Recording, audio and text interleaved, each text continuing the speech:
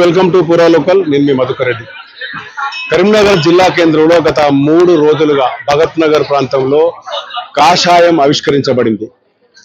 గత 22 సంవత్సరాలుగా ఉన్న భవానీ శంకర్ ఆలయ పునర్నిర్మాణము ప్రాణప్రతిష్టకు సంబంధించి శాస్త్రోత్తకంగా ఆధ్యాత్మిక చింతనను చాటుకున్న సందర్భం. ఈ నేపథ్యంలో కరీంనగర్ భవానీ శంకర్ ఆలయ పునర్నిర్మాణానికి సంబంధించి విషయాలు తెలుసుకున్నందుకు ఈ గత 22 సంవత్సరాల క్రితం స్థాపించబడిన ఈ శివాలయాన్ని మరోసారి ఎంతో వ్యయ ప్రయాసాలకు ఓర్చి పునర్నిర్మాణం చేపట్టారు. దీనికి గత 22 సంవత్సరాల పర్యవేక్షణలో ఉన్న ప్రధానంగా బ్యాకప్ ఉంటున్నటువంటి మనతో ఉన్న పురాణ మహేష్ శర్మ గారు. దీనికి సంబంధించి ఆధ్యాత్మిక సంబంధించి వారితో మాట్లాడదాం. స్వామి చెప్పండి, ఈ ప్రస్తుతం ఏదైతే మరకత శివలింగానికి సంబంధించిన పునఃప్రతిష్ఠ జరిగిందో దీని ప్రత్యేకత ఏంటి?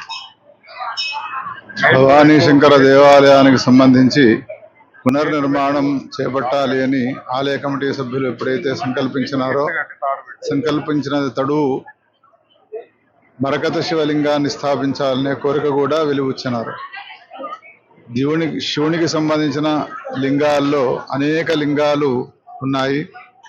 స్ఫటికముతో తయారు చేసిన లింగాన్ని బంగారముతో, వెండితో, ఇనుముతో, కర్రతో, నీళ్లతో, వెన్నతో, పెరుగుతో ఇట్లా కాదేది కవితకు అనర్హము అన్నట్టుగా శివలింగానికి అనర్హమైనటువంటి పదార్థం వస్తువు అంటూ లేదు. అటువంటి అన్ని వస్తువుల కంటే విశేషమైనటువంటి రాయి ఏది అని అంటే మరకతం. ఆ మరకతము అది కేవలం మనకు భారతదేశంలో రాజస్థాన్ ప్రాంతంలో దొరుకుతుంది. సహజంగా వచ్చినటువంటి ఆ రాయి మరకతము సాక్షాత్ నారాయణమూర్తి యొక్క రంగులో ఉంటుంది. మరకత వర్ణ స్వరూపుడైనటువంటి నారాయణమూర్తి తాను మొట్టమొదట మరకత శివలింగాన్ని పూజించినాడు అని శాస్త్రాల్లో మనకు కనబడుతుంది. నారాయణమూర్తి ఉపాసించి మొట్టమొదట శివలింగాన్ని పూజించి పూజా విధానాన్ని ఈ అనంత బ్రహ్మాండాలకు అందింపజేసినాడు. ఆ సందర్భంలో ఆయన చేసిన పూజా లింగము అది మరకత లింగం అయి ఉన్నది. నారాయణుడు పూజించినటువంటి ఆ శివలింగాన్ని మనం పూజించినట్టయితే తప్పకుండా నారాయణమూర్తి పొందిన గొప్ప అనేటువంటి ఫలాన్ని, శివుని యొక్క అనుగ్రహాన్ని పొందినట్టుగా మనమంతా కూడా ఫలాన్ని పొందుతామనే దాన్ని దృష్టిలో ఉంచుకొని ఈ శివలింగాన్ని స్థాపించడం జరిగినది. ఈ లింగాన్ని గురించి వివరించి చెప్పగానే స్పందించి జగద్గురువులు శ్రీ దక్షిణాంనాయ పీఠాధీశ్వరులు భారతీ తీర్థ మహాస్వామి తత్కరకమల సంజాతులు జగద్గురువులు శ్రీ విధుశేఖర భారతీ స్వామి వారు మంత్రాక్షతలను ఇస్తూ కేవలం మంత్రాక్షతలు మాత్రమే కాకుండా యంత్రాలను కూడా ఇక్కడ పెట్టే విగ్రహాల కింద పెట్టడానికి అనుగ్రహించినారు అంటే వారి వాత్సల్యం మన పైన ఎంతో ఉన్నది అనేది గమనించాలి.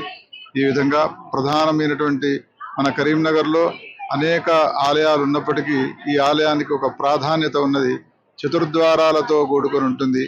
చతుర్ద్వారాలతో కూడుకొని పంచాయతనంలోని 4 విగ్రహాలు ఏవైతే ఉన్నాయో గణపతి, సూర్యుడు, అమ్మవారు, తర్వాత నారాయణమూర్తి ఇవన్నీ ఉపాలయాలుగా ఆలయం చుట్టూ నిర్మించబడ్డాయి. సుందరమైనటువంటి అతి శ్రద్ధతో కూడుకొని తయారు చేసినటువంటి ఆలయాలను దర్శించి పునీతులు కావాలి. ఇందులో ఆ పరమేశ్వరుని భవానీ శంకరుని యొక్క అనుగ్రహానికి పాత్రలు కావాలనే విషయాన్ని తెలియజేయడం జరుగుతుంది.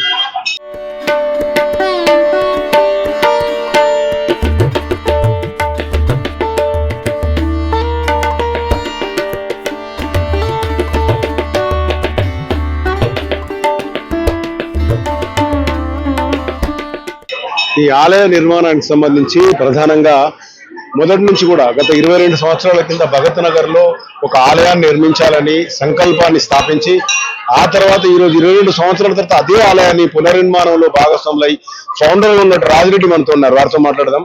చెప్పండి అన్న, మీరు దాదాపు ఇక్కడ ఈ ఆలయ నిర్మాణానికి 22 సంవత్సరాల కింద ఒక ఆలయాన్ని నిర్మించారు. అదే ఆలయాన్ని మళ్ళీ పునర్నిర్మాణంలో కూడా మీరు భాగస్వాములారు.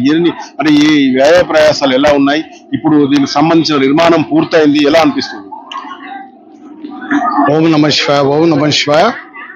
ఇది 2003 అక్టోబర్లో మనం ఇక్కడ స్టార్ట్ చేసుకున్నాము. భగవంతుని దయ వల్ల 2004లో మే 27, 28, 29లో ప్రతిష్ట జరిగింది అప్రథమంగా. అందులో బాగా అప్పుడు ఇంటింటికి తిరిగి చాలా కష్టపడి ఇక్కడ 1116 మనం తిరగడం జరిగింది.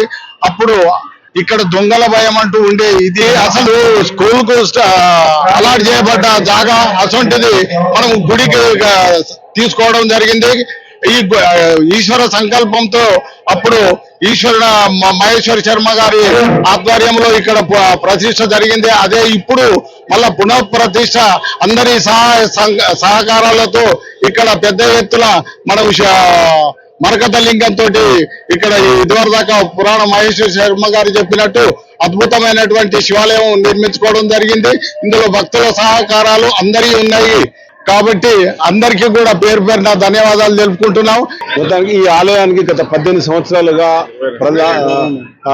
ఇక్కడ అర్చక ఇక్కడే ఉంటూ భక్తుల పూర్తి స్థాయిలో ఈ ఆలయాన్ని ఈ రోజు పునర్నిర్మాణంలో కూడా ప్రముఖ పాత్ర వహించిన నాగరాజయ్య గారిని ఎవరితో మాట్లాడారు. మీకు ఎలా అనిపిస్తుంది? దాదాపు మొదటి నిర్మాణం నుంచి కూడా ఈ రోజు పునర్నిర్మాణం వరకు కూడా ఈ ఆలయానికి సంబంధించి అభివృద్ధి కానీ ఈ రోజు కొత్తగా ఆలయాన్ని పునఃస్థాపన చేసి ప్రాణప్రతిష్ఠ చేసిన సందర్భాన్ని ఎలా తీసుకోవచ్చు? దీనికి ఆ ఈశ్వరుని సంకల్పం ఒకటైతే మా గురువు గారి ఆశీస్సులు, అలాగే దక్షిణాంనాయ శృంగేరి ఉభయ జగద్గురువుల ఆశీస్సులు, మరియు రాజిరెడ్డి గారి ముఖ్యమైనటువంటి ఆయన ఫౌండరు, ఆయన ముందుగా దీన్ని స్థాపించినారు. దాన్ని మేము అభివృద్ధి పరిచినాము అంతే తప్ప దీనిలో మేము చేసింది ఏం లేదు. గొప్పగా భగవంతుడి సంకల్పంతో భక్తుల సహకారంతో దివ్యమైనటువంటి మందిరం నిర్మింపబడిందని తెలపడానికి చాలా సంతోషిస్తున్నాను. రానున్న రోజుల్లో ఇంకా ఈ ఆలయ అభివృద్ధికి సంబంధించి భక్తులకు ఏం చెప్పారు? చాలా అభివృద్ధి చేయాల్సింది చాలా ఉంది. ఇంకా కార్యక్రమాలు ఎక్కడే ఉన్నాయి. కాబట్టి ఇంకా ఎవరైనా విరాళాలు ఇవ్వదలుచుకుంటే మేము కూడా మీ ఇళ్ళకు కూడా వచ్చి విరాళాలు తీసుకుంటాము.